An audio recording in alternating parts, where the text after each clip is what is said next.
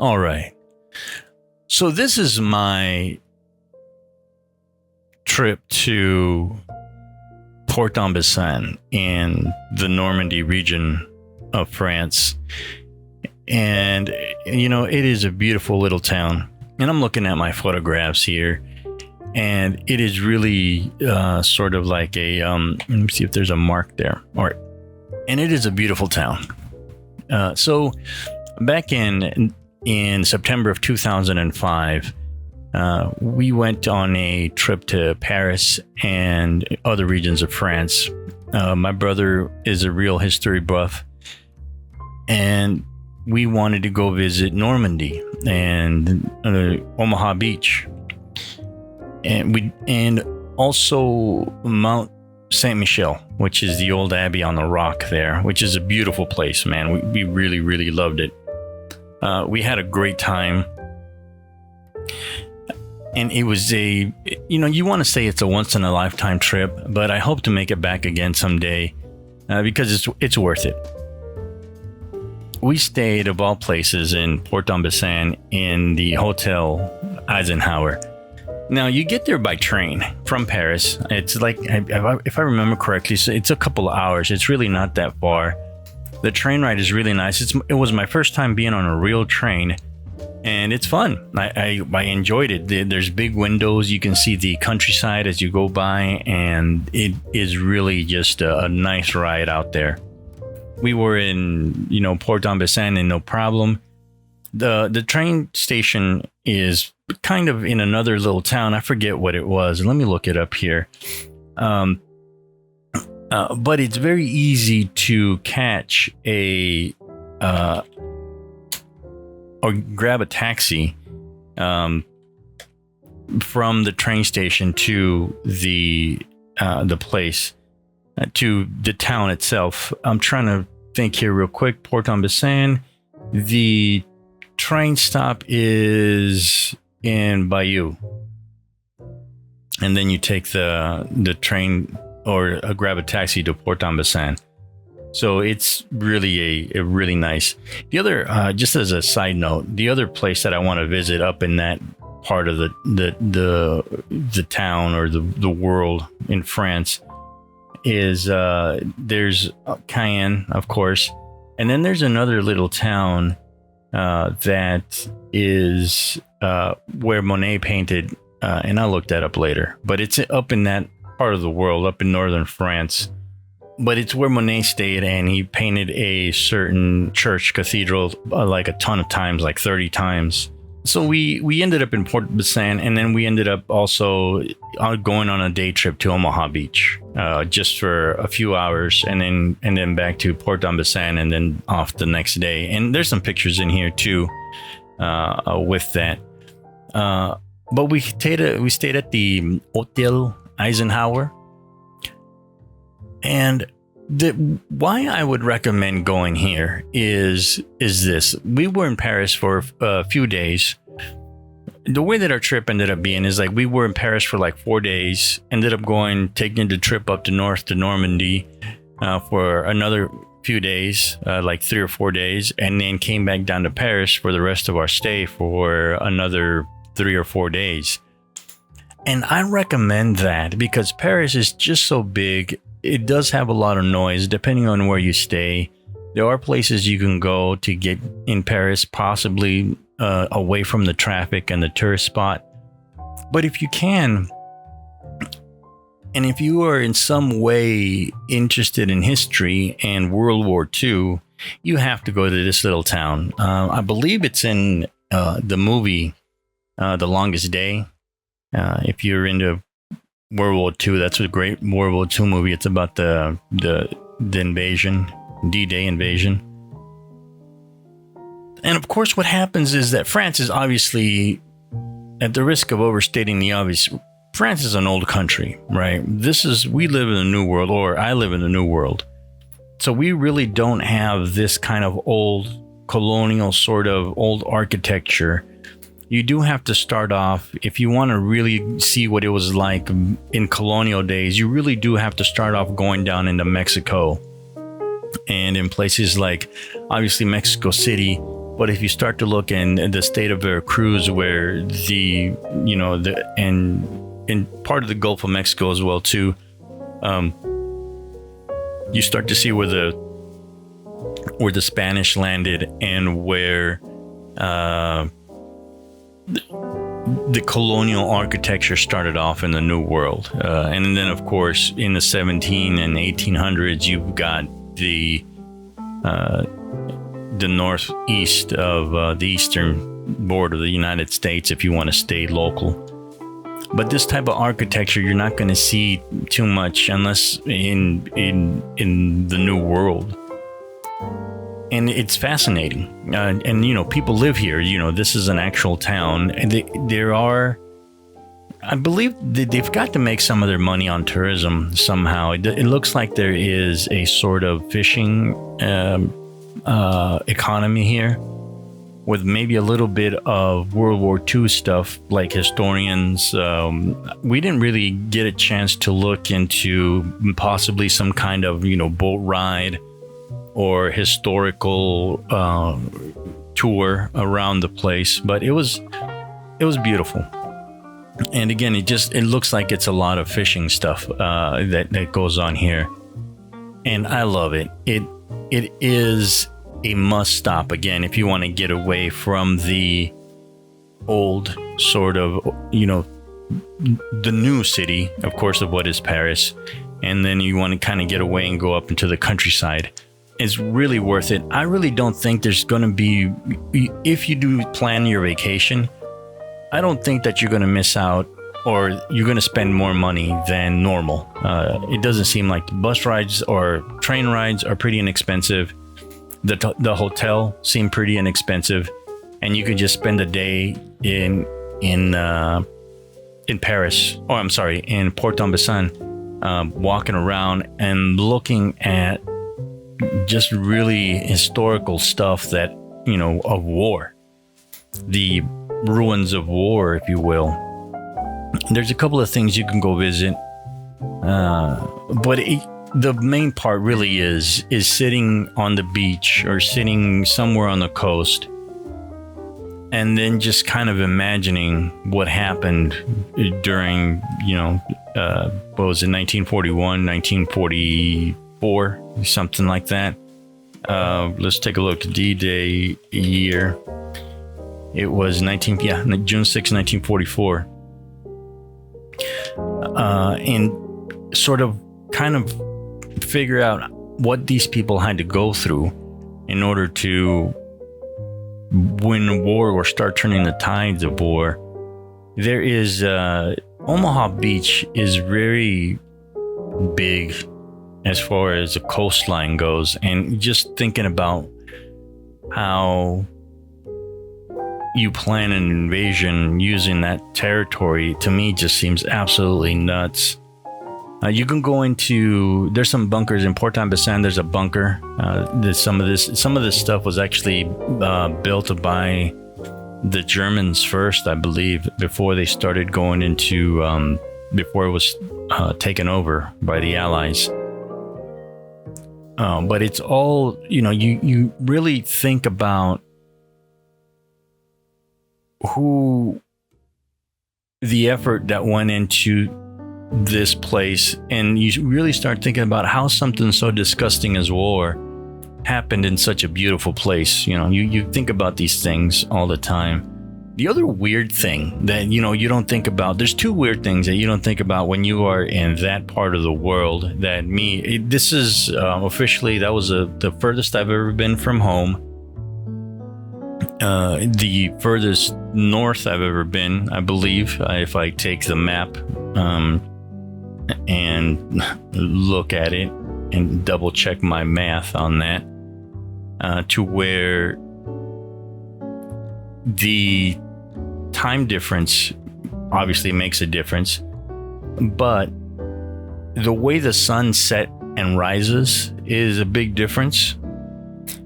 And the way the tides go in and out makes a big difference. It's, when I see the tide go out this far, it's like a tsunami is coming or something like that, knock on wood. So I'm born and raised on the Pacific Ocean. So I've seen the Atlantic once before on a trip to Boston, but I've obviously never seen these parts of the oceans, this part of the Atlantic, or basically the English Channel. I've never seen that before, and of course, the tide is just crazy to me. And when I do my video on Mount Saint Michel too, I'll look into how high and how low the tide goes into the island, to the point where sometimes you can't even leave the island. The tide would get so low. It's just kind of weird like that. But I love this whole trip and this experience that we have. Now, it's funny because I don't think that you need to have some sort of historical background or historical appreciation of what happened here in the 40s to understand that it's a beautiful place, beautiful people. And, the whole thing about, I just wanted to bring up too, the whole thing about the French being rude and things like that, that's not true. The cliche, though, is that, I do speak a little French. I mean, I wanted to practice it, but yeah, they will reply to you in English. They don't like you practicing your Spanish or your English with them, which I think is really funny, because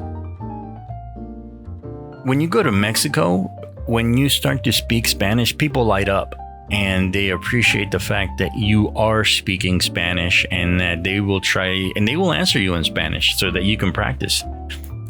But not in France. They're not there to help you practice your Spanish or your French. One of the things that I really loved that I did in France was I decided to wake up at the crack of dawn every day in order to maximize the amount of time that I am going to photograph and take pictures and dork out. And I'm so glad I did that. And Port-en-Bessin was definitely the right choice. And my brother decided to come with me. So we went out and saw the sunrise on the port. And I just took the opportunity to snap some pictures. One of the things you got to realize that as a photographer, if you go out to, and my brother's been out with me plenty of times to make photographs.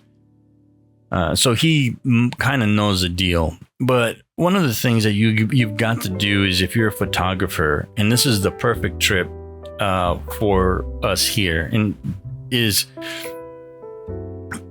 you have to make time for yourself. If you're with family or friends and you guys go like on a group trip, you have to make time for yourself. You have to be able to go off on your own for hours at a time, get lost, and not have an agenda, and then be able to come back and then join the group for whatever activities you guys had planned and then go off again.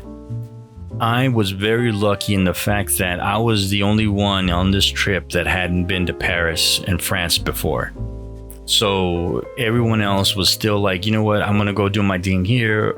Everyone, my brother was going to do his things here. My cousin went, and my niece and nephews went, and everybody did their thing. And then we met up for lunch, or we met up for the cruise on the Seine, or we met up for dinner somewhere. And we were only really even when we went together to these trips, it was like we met up to go drink and things like that and eat dinner. And all of us enjoyed our own time separately. And I really suggest that everyone do that, because otherwise you're not gonna, as a photographer, you're gonna ruin your trip. Man, I took a lot of pictures of the sunrise, but it changes every time. So this is, to me, worked out really well as a photographer. I just came back from a trip to Mexico, and it was the exact opposite, to where, one, unfortunately, it was a workcation. I wasn't able to go out every single day to do what I wanted to do. I actually had to work my 9-to-5 job, connect on the internet and work my 9-to-5 job. But a lot of the free time that I had was taken up because cousins wanted to go hang out and do things, and that's a whole other story. The quick note, we saw when we woke up in the morning, there was a guy walking his dog, and actually we don't know if he was walking his dog. We were under the impression that he was, but it seems like this is routine where the guy drives in his van and he walks his dog down the pier area and then back up again. And it just seems like either the dog follows him down there and back, or it seemed to my brother and I, it seemed like a routine. And we thought that was kind of funny. So we ended up, I got a couple snaps on that, which is cool. And that's the beautiful thing about waking up in the morning, to where you catch things like that you otherwise wouldn't. And the other notes that I want to make too, as far as photography goes, is a couple of things. And I keep saying this: love your photographs. It doesn't matter. I'm looking at my photographs right now and I love them. Why? Because they mean something to me. They're nostalgic. They are something personal. And at the same time, it's not like they are this huge artistic thing, right? They are framed okay. The photographs are indeed pretty much well made, well grinded out, well, let's just say overall colored to my liking. And they are, not works of art, but they're mine. And you have to quit critiquing yourself so hard because other channels are critiquing, and oh no, what happened here, this was overexposed. Like, I'm looking at some of these pictures and some of them are overexposed, but there's some sort of maybe detail that I wanted to get in the shadows that I otherwise wouldn't have been able to do so. And that's okay, man. Who cares? Like in a couple of these places, there's like cobblestone roads that in my head are probably hundreds of years old, although it might not be true. They just might be, they might have been done last week for all I know. But I thought that those are obviously things that I don't see. The other thing that you really have to go out and photograph and not worry about, oh, I don't think the light is good, I think it's too cloudy, my pictures aren't going to be good. You know what? That's your job as a photographer, to come up and work your camera in a way that you can still make a photograph of something that you saw during a certain time of day, whether there's light or there isn't. And you really have to choose what it is the vibe that you want your photograph to do. Because it's not always going to be sunny. It's not always going to be cloudy for portraits. It's not always going to be nighttime. You might need a flash in certain places. So, you know what? You got to take what you can get. And that's okay, man. It's not like... I think too many times, and I hate to say this, and I don't want to go off on some sort of critical tangent, but I think too many times people don't post pictures because of the critique that they might get on the pictures. Like, oh, your framing was off. Why? This is so mundane. Who cares, man? Who literally cares? You made the photograph, post it up, man. Love your photographs. This is a theme that I'm going to be saying over a few videos. You have to be able to just, do away with people critiquing falsely on your pictures. If you think about it, there's no reason for anybody to critique your photograph if you post it. You didn't ask anybody for help, and no one needs to be posting that.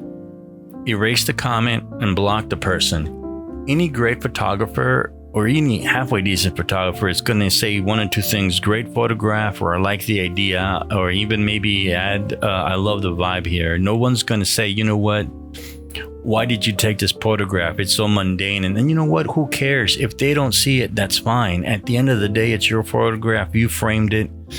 And I suspect that a lot of those people, if they saw a Cartier-Bresson photograph for the first time, without knowing that he took it, they would say the same thing about his photographs. There's just no pleasing certain people just because they were born to hate. So we need... And not just from showing them, but what to finish my thought on that, take the photograph. No matter how boring you think it might be, if for some reason something catches your eye and goes, you know what, let me go ahead and make this photograph right here. I'll figure it out later. Go for it. I mean, even if you're shooting film, man, we're shooting digital. It's not going to cost you anything to take 5, 6, 7, 8, 10 seconds at most to make a photograph that may or may not work. And I just, I'm looking at my photographs and I'm like, you know what? Yeah, that works. I like it. There's the only thing that I do wish that I was able to do that I didn't do is I wish that I had my film camera and shot this in black and white. I'm been so far, I don't like turning digital into black and white. I feel like I missed something. There are some very good black and white digitals done, but for whatever reason, digital to me in color makes way more sense than it does in turn it into black and white. I've done black and white by necessity sometimes, like if I'm at a rock show or something like that, and the lighting at the venue wasn't good enough, I will convert it into black and white and color correct it, and not color corrected, temperature corrected to get rid of some of that crazy lighting that happens there. But yeah, anyway,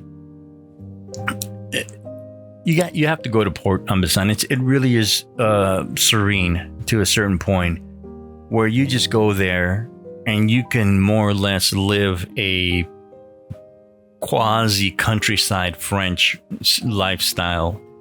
The bakery, dude, this is the thing too that I will, the cliches in France, the things that I will, and you like, shit talking France and the French and this, then, yeah, and all that. But really, the coffee is halfway decent there. Now, you got to understand, I'm from a place that actually grows coffee. I've been drinking coffee for a long time. So the coffee in France is pretty decent.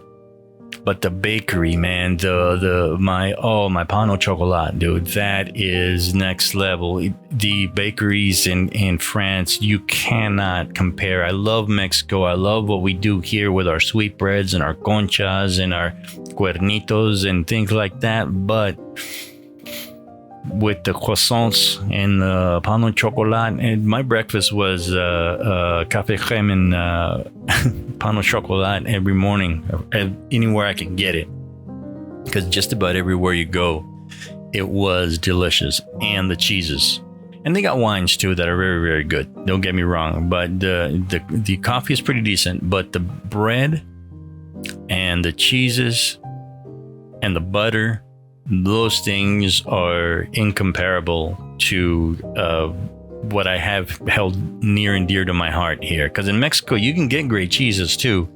You can get great bread.